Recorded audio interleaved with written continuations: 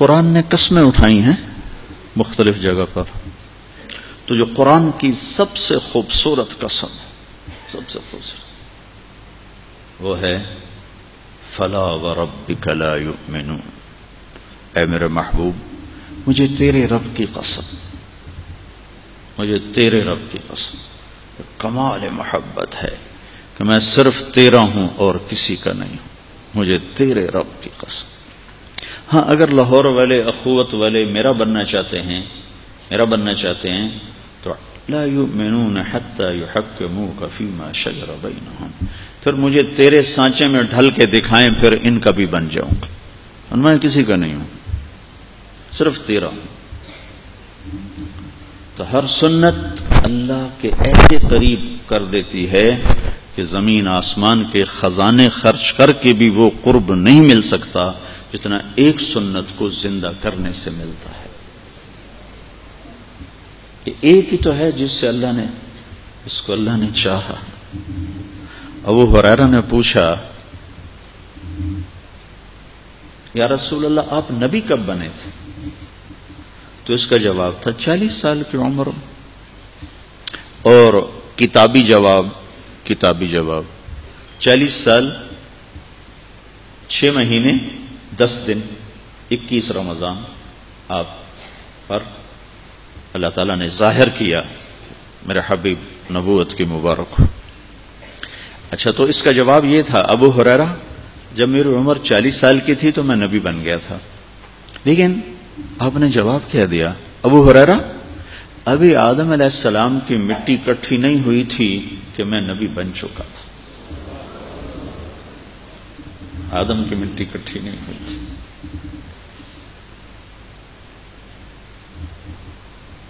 جب آپ معراج پہ گئے تو آپ نے اللہ سے عرض کی یا اللہ تو نے ابراہیم کو خلیل بنایا،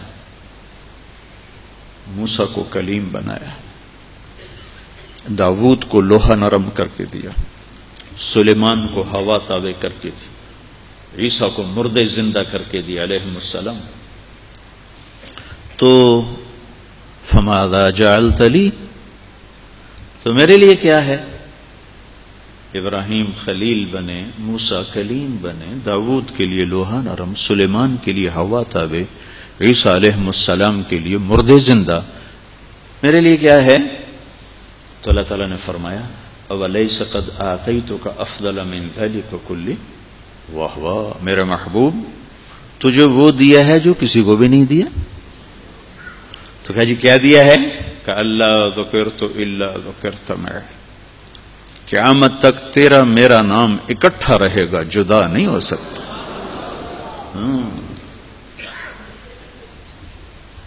تو اور میں اکٹھے چلیں گے۔ تو میرے بھائیوں بہنوں ایک ترتیب ہے دین کی، یہ میں آپ کو بنیاد بتا رہا ہوں کہ پہلے اپنی بنیادوں میں اللہ اس کے رسول کی محبت بھرو، اور محبت اطاعت سے آتی ہے، محبت اتباع سے آتی ہے۔ موسیٰ علیہ السلام کے مقابلے میں 70,000 جادوگر آئے، اللہ تعالیٰ نے ان کو ایمان دے دیا اور شہادت بھی دے کر جنت میں پہنچا دیا۔ تو موسیٰ علیہ السلام نے گلہ کیا یا اللہ یہ میرے مقابلے میں آئے تھے تو انہوں نے ان کو ایمان دے دیا۔ اچھا وہ جو آئے تھے نا وہ موسیٰ علیہ السلام جیسا لباس پہن کر آئے تھے اور موسیٰ علیہ السلام جیسی اس میں شبیہ میں آئے تھے۔ تو اللہ تعالیٰ نے فرمایا موسیٰ تیری شکل میں آئے تھے، تیرا عکس نظر آیا، مجھے پیارے لگے، میں نے ایمان دے دی۔ اس کو ایک عرب شاعر کہتا ہے اشبہت اعدائی فصرت احبهم اذ کان حبی منک حبی منہم اجد الملامت فی ہواک لذیذتا حبا لذکرک فلیلمن اللوم۔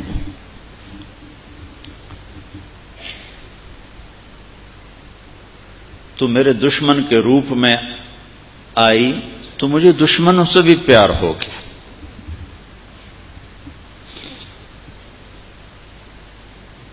تیسری چیز نماز ہے کہ لا دین لمن لا صلاۃ لہ، اس کا کوئی دین نہیں جس کی نماز نہیں ہے. لا دین لمن لا صلاۃ لہ، جس کی نماز نہیں اس کا کوئی دین نہیں. قرآن میں سب سے زیادہ جس چیز کو پھیرا گیا ہے وہ نماز ہے. 700 دفعہ نماز کو دہرایا گیا ہے قرآن میں. 82 دفعہ مال خرچ کرنے کا دہرایا گیا ہے قرآن میں. 700 اور 82 کتنا فرق ہے؟ تو تیسری چیز جو ہمیں اللہ سے جوڑے گی، بنیاد مضبوط کرے گی، وہ نماز ہے. کس حد تک ضروری ہے نماز؟ کہاں تک اس کا اہتمام ہے؟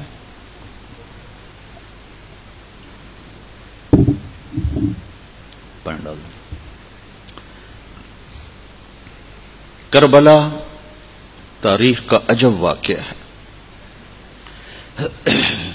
ایسی مظلومانہ داستان نہ پہلے لکھی گئی نہ آئندہ لکھی جائے گی. اور نماز کا وقت ہو گیا، سورج ڈھل گیا، 15-20 ساتھی شہید ہو چکے ہیں. حضرت حسین کی نظر پڑی، سورج ڈھل گیا ہے، تو آپ نے زہیر بن القین آپ کے لشکر کے جھنڈا بردار تھے، حبیب بن المظاہر یہ دوسرے جھنڈا بردار تھے، عباس بن علی یہ تیسرے جھنڈا بردار تھے. 3 جھنڈے تھے. تو آپ نے حبیب کو بلایا، زہیر کو بلایا اور فرمایا شمر سے کہو تھوڑی دیر رک جائے، مجھے نماز پڑھنے دے، میرے ساتھیوں کو نماز پڑھنے دے. تو زہیر نے گھوڑا آگے بڑھایا اور کہا کہ تھوڑی دیر کے لیے رک جاؤ، ہمیں نماز پڑھنے دو، پھر جو مرضی ہے کر لینا. اس نے کہا ہم نماز کے لیے تلواریں نہیں روکیں گے، تمہیں نماز میں بھی ماریں گے. تو انہوں نے واپس آ کر کہا کہ وہ جنگ روکنے پہ تیار نہیں ہیں. تو آپ فرماتے چلو ٹھیک ہے، بس توکل کرو، کوئی نہیں، ہوں سر تے آئی کھلوتی. اور اللہ کی قسم نہ پڑھتے تو ان کو کوئی فرق نہیں پڑنا تھا، ہمیں فرق پڑنا تھا. ہمیں پورا پیغام نہ پہنچتا، ہمیں ادھورا پیغام پہنچتا. تو پیغام کو مکمل پہنچانے کا انتظام کیا. ان کو تو جنگ سے پہلے نیند آ گئی، آنکھ کھلی تو ہنسنے لگے. تو بہن نے پوچھا زینب نے کیوں ہنسے ہو؟ یہ تو ہنسنے کا وقت نہیں. کہ اللہ کے رسول خواب میں آئے ہیں کہ بیٹا تمہیں لینے کے لیے آ چکا ہوں. نہ پڑھیں لیکن پھر پیغام ادھورا جاتا. تو فرمایا آدھے ان سے لڑو اور آدھے نماز پڑھو. تو آدھوں کو ان کے سامنے کھڑا کیا اور آدھوں نے اپنے خون سے وضو کیا یا کربلا کی مٹی سے تیمم کیا. ایسے نمازی 14 صدی میں سورج نے نہیں دیکھے، آسمان نے نہیں دیکھے، زمین نے نہیں دیکھے، کہ خون کے فوارے ہیں. جب انہوں نے اللہ اکبر کہا ہوگا تو کیا ہلچل مچی ہوگی عرش فرش. اور جنہوں نے سجدے میں سر رکھا ہوگا تو کربلا کی مٹی نے کیا کیا بوسے لیے ہوں گے. اور تحت الثری تک زمین کا کلیجہ کیسے ٹھنڈا ہوا ہوگا. یہ پیغام منتقل ہوا ہے کہ تم ٹھنڈے کمروں میں بیٹھ کے نماز نہیں پڑھتے ہو، اور اپنے دفتروں کی مشغولی، میٹنگ ہو رہی تھی نماز نہیں پڑھی، عدالت چل رہی تھی نماز نہیں پڑھی، گاہک آئے ہوئے تھے نماز نہیں پڑھی، سوتے رہ گئے آنکھ نہ کھلی. یہ کیا باتیں کرتے ہو؟ کیا اللہ کا تعلق اتنا کمزور ہے کہ اس کے لیے میں سجدے کے لیے اٹھ نہ سکوں؟ تو تیسری چیز جس پر ہماری بنیاد ہے وہ نماز ہے. پھر چوتھی چیز وہ روزہ ہے، جو اللہ کی محبت کو عشق میں بدلتا ہے. اور 2 چیزیں وہ مالداروں کے لیے ہیں، زکوٰۃ اور حج. تو یہ چیزیں ہماری بنیاد ہیں. بنیادوں کو بھرتے ہوئے گھر بنے گا تو پائیدار ہوگا، بنیادوں کو چھوڑ کے گھر بنے گا تو آج بنے گا کل ڈھہ جائے گا۔ تو اب یہ میں نے تھوڑا سا آپ کو بنیادوں کے بارے میں بتا دیا۔ اب ہم چلتے ہیں چھت کی طرف۔ یہی سوال جو ایک شخص نے کیا کہ مل اسلام، یا رسول اللہ اسلام کیا ہے؟ تو آپ نے کہا کلمہ، نماز، روزہ، حج، زکوٰۃ۔ اب بعین ہی یہی سوال ایک صحابی کر رہا ہے، یا رسول اللہ مل اسلام، اسلام کیا ہے؟ تو اب آپ چھت کو بتا رہے ہیں، پہلے بنیاد کو بتایا، اب چھت کو بتا رہے ہیں۔ آپ نے فرمایا اطعام الطعام وطیب الکلام، کھانا کھلانا اور میٹھا بول بولنا۔ اب آپ چھت پہ آ رہے ہیں۔ عبادت بنیاد ہے اور اخلاق چھت ہیں، اور اخوت اخلاق کا ایک بہت بڑا عمل ہے۔ اخلاق 360 صفات کے مجموعے کو کہتے ہیں اخلاق۔ 360 کتابوں میں لکھی ہوئی ہیں۔ ایک مرتبہ آپ تشریف فرما تھے تو آپ نے فرمایا اچھے اخلاق 360 صفات کا نام ہے، ان میں سے کوئی ایک صفت بھی کسی کو مل گئی تو جنت میں داخل ہو جائے گا۔ تو ابو بکر سامنے بیٹھے تھے، کہنے لگے یا رسول اللہ کوئی میرے اندر ان میں سے کچھ ہے؟ تو آپ نے کہا ابو بکر تیرے اندر سارے کا سارا موجود ہے، سارے کا سارا 360 پورے تیرے اندر۔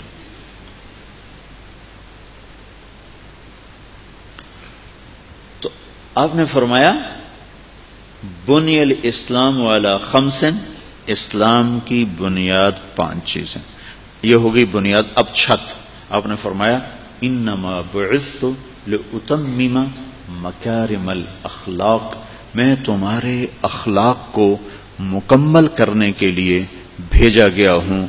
تو اخلاق چھت بنے گے، اخوت چھت بنے گی، اور عبادت بنیاد بنے گی۔ بنیاد نہ ہو تو چھت نہیں بن سکتی، چھت نہ ہو تو بنیادیں بیکار ہیں، کسی کام نہیں آ سکتی۔ اور دکھ درد کے ساتھ کہتا ہوں پوری دنیا میں جو کچھ اسلام باقی ہے وہ صرف بنیاد والا ہے، اخلاق والا، اخوت والا نہیں ہے۔ تو اب میں وہ بات عرض کرنے لگا ہوں، اخلاق چھت ہیں، چھت چھت چھت کے بغیر نہ مالک مکان وہاں بیٹھتا ہے، نہ کسی مہمان کو دعوت دیتا ہے۔ جب سے ہمارے اخلاق بگڑے ہیں، نہ خود ہم اسلام پہ باقی رہ سکے، نہ غیر قوموں کو اسلام میں آنے کی دعوت دے سکے۔ کیسے دعوت دیتے؟ 1982 میں میرا پہلا سفر ہوا تھا جماعت کے ساتھ، تبلیغ کی جماعت، انگلینڈ کا۔ تو بلیک برن میں ایک گورے کو ہمارے ایک ساتھی نے دعوت دی تھی، تو وہ کہنے لگا مجھے اسلام سے محبت ہے، مسلمانوں سے نفرت ہے۔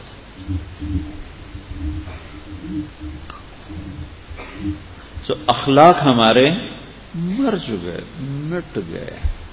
تو اب میں آپ کو حدیث پیش کر رہا ہوں، یا رسول اللہ مل اسلام، اسلام کیا ہے؟ تو آپ نے کہا اطعام الطعام وطیب الکلام،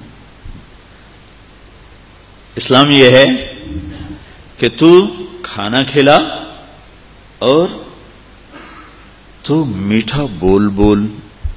پھر وہ کہتا ہے مل ایمان، یا رسول اللہ سب سے بہترین، یا رسول اللہ ایمان کیا ہے؟ ایمان کیا ہے؟ تو آپ نے فرمایا الصبر والسماح، ایمان یہ ہے تو صبر والا ہو اور تو سخی ہو۔ الصبر والسماح، بخیل سے اللہ کی دوستی نہیں لگ سکتی۔ ایک حدیث یاد آئی، اللہ تعالیٰ نے جنت کو 7ویں آسمان پہ بنایا ہے، اور اس کا جو سب سے ادنا میٹیریل ہے وہ سونا چاندی ہے، باقی اس سے اعلیٰ ہے وہ ہے جو ہم جانتے نہیں۔ ادنا چیز سونا چاندی ہے، درخت بھی سونے چاندی سے ہیں۔ تو پھر اللہ تعالیٰ نے جنت الفردوس کو بنایا. باقی ساری جنت امر کن سے بنائی اور جنت الفردوس کو اللہ نے اپنے ہاتھوں سے بنایا. جنت الفردوس نبیوں کا، پیغمبروں کا، صدیقین کا، شہداء کا، اولیاء کا مقام ہے جنت الفردوس. اس جنت الفردوس میں ایک جگہ ہے، اس کا نام ہے وسیلہ. وہ ہمارے نبی کی جگہ ہے جو اللہ نے اپنے محبوب کے لیے بنا کے رکھی. تو جب اللہ تعالیٰ نے جنت الفردوس کو بنایا تو اس سے فرمایا انتقی، کچھ کہو کچھ کہو. تو جنت الفردوس نے کہا قد افلح المؤمنون، ایمان والے کامیاب ہو گئے. تو اس پر میرے رب نے کہا، غور سے سنیے گا، میرے رب نے کہا وعزتی وجلالی لا یجاورنی فیکی بخیل. اے جنت الفردوس، مجھے میری عزت اور جلال کی قسم، بخیل آدمی تیرے اندر کبھی داخل نہ ہو سکے.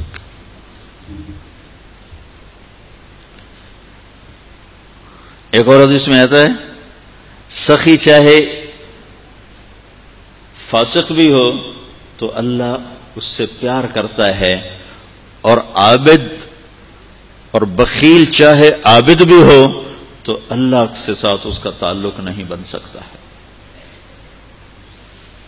شیطان کہتا ہے میں سخی فاسق سے ڈرتا رہتا ہوں، پتہ نہیں کب اپنی سخاوت کی وجہ سے بخشا جائے، اور تہجد گزار روزے دار بخیل سے مجھے کبھی ڈر نہیں لگا کہ اس کو مارنے کے لیے اس کا بخل ہی کافی ہے، اس کو ہلاک کرنے کے لیے بخل ہی کافی ہے. یا رسول اللہ مل ایمان، ایمان کیا ہے؟ تو آپ نے کہا الصبر والسماحۃ، صبر کرنا، سخاوت کرنا. سخی اللہ کو پسند ہے، بخیل سے اللہ کو بغض ہے. ایک دفعہ بنی اسرائیل کے ایک عابد کی شیطان سے ملاقات ہوئی تو وہ کہنے لگا ایک بات تو بتاؤ، تمہارے یار کون ہیں؟ تمہارے یار کون ہیں؟ کہا 3 باتوں میں سے کوئی ایک بات جس میں ہو وہ میرا گھاٹا یار ہے، اور اگر تینوں ہوں تو بت او پیرے تو میں مرید ہوں. اس نے کہا کیا؟ کہا ایک وہ شراب پیتا ہو، مجھے بڑا پیارا لگتا، ایک وہ غصے والا ہو تو مجھے بڑا پیارا لگتا ہے، ایک وہ بخیل ہو تو مجھے بڑا پیارا لگتا ہے، اور اگر تینوں باتیں اس میں ہوں تو بس میں مرید تے وہ پیر. پھر ایک شخص نے پوچھا یا رسول اللہ ای الاسلام افضل، سب سے بہترین اسلام کیا ہے؟ تو آپ نے فرمایا تطعم الطعام وتسلم على من عرفت ومن لم تعرف. اسلام سب سے بہترین اسلام یہ ہے کہ تو لوگوں کو کھانا کھلا اور جسے جانتا ہے اسے بھی سلام کر اور جسے نہیں جانتا اسے بھی سلام کر. ہم صرف جاننے والوں کو سلام کرتے ہیں، انجانوں کو سلام نہیں کرتے. تو اسلام کی جو چھت ہے وہ اچھے اخلاق ہیں. اسلام کی جو تکمیل ہے وہ عالی اخلاق ہیں، اور عالی اخلاق میں بڑے اعلیٰ درجے کی صفت ہے اللہ کے بندوں پہ خرچ کرنا اور اللہ کے بندوں کی مدد کرنا. قرآن بہت خوبصورت کلام ہے، اور قرآن نے بڑے مشکل کام ہمیں کہے ہیں، یہ کرو، یہ نہ کرو، یہ کرو، یہ نہ کرو. ایک عمل کے لیے اللہ نے جو تعبیر پیش کی ہے وہ نہ جہاد کے لیے ہے، اور نہ راتوں کے قیام کے لیے ہے، نہ حج عمرے اور تہجد کے لیے ہے، نہ روزے گرمیوں کے پیاس برداشت کرنے کے لیے ہے. وہ بڑی عجب تعبیر ہے. فَلَقْتَحَمَ الْعَقَبَةَ وَمَا أَدْرَاكَ مَا الْعَقَبَةُ. پہلے زمانے میں سفر ہوتے تھے تو سامنے کھائی آ گئی، لمبی سڑکیں نہیں، پل نہیں، تو پھر کیا ہوتا تھا، گھوڑ سوار ذرا پیچھے چلے جاتے تھے، پھر وہاں سے گھوڑے کو اٹھاتے تھے، دوڑاتے تھے. وہ بہت خطرے کا معاملہ ہوتا تھا کہ گھوڑا کھائی میں گر سکتا ہے، پھر جب وہ قریب آتے تھے تو اس کو ایڑ لگا کے اس کو اٹھاتے تھے، تو گھوڑا چھلانگ لگاتا تھا اور کھائی کے پار چلا جاتا تھا۔ یہ بہت خطرناک قسم کا کام ہوتا تھا۔ بڑے بڑے شاہ صاحب جب خندق کی جنگ میں صحابہ نے خندق کھودی تو وہ کوئی 30 فٹ چوڑی تھی، 30 فٹ، اور کوئی 22 فٹ گہری تھی، 22 فٹ، تو 10,000 کا لشکر تھا، کوئی اس کھائی کو پار کرنے کی ہمت نہیں کر سکا۔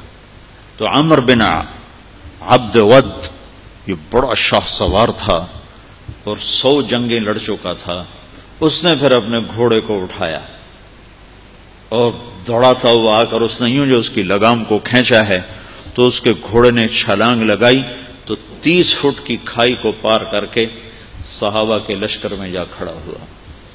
کہنے لگا حل میں مبارز ہے، کسی کو مرنے کا شوق تو آ جاؤ۔ تو سارے دم بخود ہو کے چپ کر گئے سب۔ تو حضرت علی کی عمر تھی 21 سال، وہ کھڑے ہو گئے، یا رسول اللہ میں جاتا ہوں۔ ہم کہ بیٹھو، یہ عمر ہے، عمر۔ اس نے پھر کہا ہے کسی کو جنت میں جانے کا شوق جس جنت کے دعوے کرتے ہو؟ تو کوئی نہیں کھڑا ہوا۔ حضرت علی کھڑے ہوئے، یا رسول اللہ میں جاتا ہوں۔ ہم نے کہا بیٹھو، یہ عمر ہے، عمر۔ پھر تیسری دفعہ اس نے کہا کدھر گئے تمہارے جنت کے شوق؟ تو پھر حضرت علی کھڑے ہو گئے، کہا یا رسول اللہ مجھے بھیجیں۔ کہا یہ عمر ہے۔ کہا عمر ہے تو کیا ہے، مجھے بھیجیں تو صحیح۔ تو اچھا کہا جاؤ، پھر ان کے لیے دعا کی۔ تو یہ بچے سے وہ 100 جنگیں لڑا ہوا۔ تو حضرت علی شعر پڑھا کرتے تھے، انا الذی سمتنی امی حیدرا کلیس غابات کریہ المنظرا وفیہم بالصاع کیل السندرا۔ میں وہ ہوں جس کا نام اس کی ماں نے حیدر رکھا ہے، شیر، جو جنگل کا بڑا شیر شہنشاہ ہوتا ہے، اور میری تلوار ناپ تول کے کھوپڑیاں توڑتی ہے۔ تو جب وہ آئے نا تو اس نے پہچانا نہیں، کہنے لگا کون ہو؟ کہا علی۔ کہا بن عبد مناف؟ وہ پیچھے لے گئے، کہا نہیں بن ابی طالب کو بھتیجے، تو کہاں سے آ گیا؟ میں نہیں تمہیں قتل کرنا چاہتا۔ وہ اتنا مطمئن تھا، کہا میں نہیں تمہیں قتل کرنا چاہتا۔